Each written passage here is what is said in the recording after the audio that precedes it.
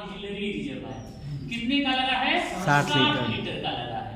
अब ये अलिको जैसे वंदे भारत में 50 लीटर लगा है, ठीक है ना, डेमो में 40 लीटर का लगा है, ऐसे बने 40 30 लीटर 40 लीटर का लगा, लेकिन इसको लगाने की जरूरत क्या पड़ गई हो? ये क्यों लगा है जी? इसको लगाने की जरूरत क्या पड़ गई बताइए? 40 लीटर का ऑक्सिलरी रिजर्वायर अधिक लगा, अलग से लगाने की जरूरत क्या पड़ गया? देखिए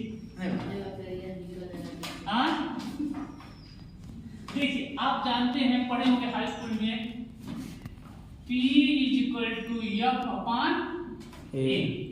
पढ़े हैं ना। अब मान लीजिए कि ये यही है, अगर हम मान लीजिए कि इस पे ऐसे दबा रहे हैं, हमारा जोर तो बराबर है, ऐसे दबा रहे हैं तो बल ज्यादा लगेगा कि ऐसे दबाने पे ज्यादा बल लगेगा? ऐसे, ठीक है ना। तो नुकीला पड़ रहा है, तो जब एरिया ज्यादा होगा, तो दबाव आदमी को तो आप मना कर नहीं सकते हैं बैठने से, तो बल तो समान है, लेकिन एरिया ज्यादा रहेगा तो दाब का मान क्या हो जाएगा? कम हो जाएगा। चाहे इसको ये भी कह सकते हैं कि L का ऊपर नीचे कर ले तो ये हो जाएगा FL/V, यानी वॉल्यूम बढ़ा दिया जाए तब भी दाब का मान क्या हो जाएगा? कम हो जाएगा। अब एयर स्प्रिंग को इतना बड़ा तो कर नहीं सकते हैं, क्योंकि वो हो जाएगा, लड़ेगा प्लेटफार्म में लड़ने लगेगा।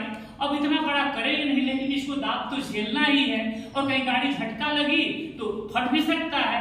तो इसके वॉल्यूम को बढ़ाने के लिए अलग से ऑक्सिलरी रिजर्वायर लगा है, ताकि झटकों पर झटका उठका आने पर इसके दाब को ये भी दोनों मिलकर के वियर कर सके और इस पे ज्यादा भार न पड़े, जिससे एयर स्प्रिंग फट न जाए। आगे समझ में? तो ये आपका ऑक्सिलरी रिजर्वायर इसके लिए लगा है 60 लीटर का होता है कि उसके झटकों को सह सके, एयर स्प्रिंग पे उतना दाब न पड़े, एयर स्प्रिंग को फटने से बचाने के लिए, उसका आयतन बढ़ाने के लिए। तो ये आपका ऑक्सिलरी रिजर्वायर लगा है। अब आप जानते हैं कि अब इसके बाद आगे जाते हैं, तो ये क्या लगा है? वो डुप्लेक्स चेक वाल्व जी, डीसी डुप्लेक्स चेक वाल्व। इसका काम क्या है? वो डुप्लेक्स चेक वाल्व का सर वही बराबर करना, किसी में और कम होता है प्रेशर, किसी में कम रहता है तो उसको फ्री मेंटेन करता है। हाँ, अब देखिए, आप तो जानते ही हैं कि इसमें हवा कम हो जाता है, चाहे किसी में बढ़ जाता है, लेकिन अब मान लीजिए कोई एक एयर स्प्रिंग फट गया तो बचे ज्यादा लीकेज ही हो गया, तो ये इधर की एयर स्प्रिंग दब जाएगी ना, हो तो दब जाएगी। तो ये जो है, अगर इन दोनों में 1.5 kg से तक अंतर है तो चुपचाप रहता है, लेकिन 1.5 kg से जहां अंतर ज्यादा होता है, मान लीजिए इसमें 1.5 kg से ज्यादा कम प्रेशर जाने लगा तो इसका प्रेशर इसमें भेजने लगेगा। माने हमेशा दोनों में 1.5 kg तक का अंतर का प्रेशर बना के रखता है। यानी कि एक में ज्यादा ना हो जाए, एक में कम होकर गाड़ी एक साइड गिर न जाए, तो ये हमेशा 1.5 kg का दोनों में अंतर बनाए रखता है, ठीक है ना। अब अगर इसमें 1.5 kg से जहां होगा बस इसका प्रेशर इसमें भेजने लगेगा, इसमें कम हो गया तो इसका प्रेशर इसमें भेजने लगेगा। इस तरह से ये जो है दोनों स्प्रिंगों, एयर स्प्रिंगों में 1.5 kg से ज्यादा प्रेशर अंतर नहीं होने देता है, ठीक है। तो ये 1.5 kg का अंतर बनाए रखता है, इससे ज्यादा अंतर नहीं होने देता, ताकि गाड़ी एक साइड फ्लिप होकर गिर न जाए। तो ये डुप्लेक्स चेक वाल्व का काम है। आगे समझ में आ गया ना? जी सर। तो ये आपने देखा, लेवलिंग वाल्व का काम समझ लिया, इसका काम समझ लिया, आइसोलेटिंग काम तो जानते हैं, डुप्लेक्स चेक वाल्व का भी काम समझ लिया। अब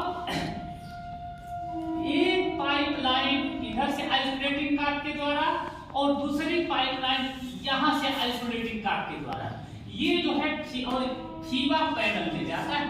आप जानते हैं कि एक कोच में कितना खीबा पैनल लगे हैं? 2, ठीक है। एक उस ट्राली के लिए, इस ट्राली के लिए। और खीबा पैनल में कितने पोर्ट होते हैं? 5, जिसमें देखिए ये दोनों एयर स्प्रिंग से के लिए गए हैं, एक जो है ब्रेक इंडिकेटर के से लगा हुआ है, और एक जो है बीटी पाइप से लगा हुआ है आइसोलेटिंग कार्ड के माध्यम से, और एक जो है एटमॉस्फेयर में गया है, माने वातावरण के चौक से वातावरण हो गया। तो ये खीबा का क्या काम है? ये खीबा देखता है कि अगर मान लीजिए 1.5 kg तक, लेकिन हवा तो निकलते रहेगा ना, हो जी। तो अगर किसी कारणवश किसी एक या दोनों एयर स्प्रिंग में, एक में या दोनों में, किसी एक में या दोनों में ये जब ये दोनों जाके पहले जब एक किसी में एक में या दोनों में 1 kg से कम प्रेशर हो जाता है तो फीवा जो है एक्टिवेट होकर के ये बीपी पाइप का संबंध 8 mm के चोक द्वारा वातावरण से कर देता है और जिससे पूरी गाड़ी में ब्रेक लग जाता है और पूरी गाड़ी रुक जाती है।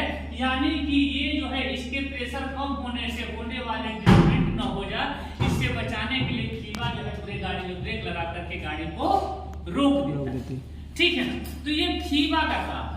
ये फीवा पैनल का काम है जब किसी कारणवश एक या दोनों एयर स्प्रिंग में 1 kg से कम प्रेशर होता है तब ये क्या करता है, एक्चुएट हो जाता है और बीपी पाइपलाइन का संबंध वातावरण से कर देता है और गाड़ी पूरे ट्रेन में ब्रेक लग जाती है और इसका इंडिकेटर क्या हो जाएगा, रेड हो जाएगा। इसका इंडिकेटर रेड हो जाएगा, लाल हो जाता है। तो इसका इंडिकेटर नॉर्मली हरा रहता है, लेकिन जिसका फीवा उस वाले जिस गाड़ी का फीवा एक्टिवेट नहीं हो तो उसका इंडिकेटर जो फीवा इंडिकेटर हरा रहेगा।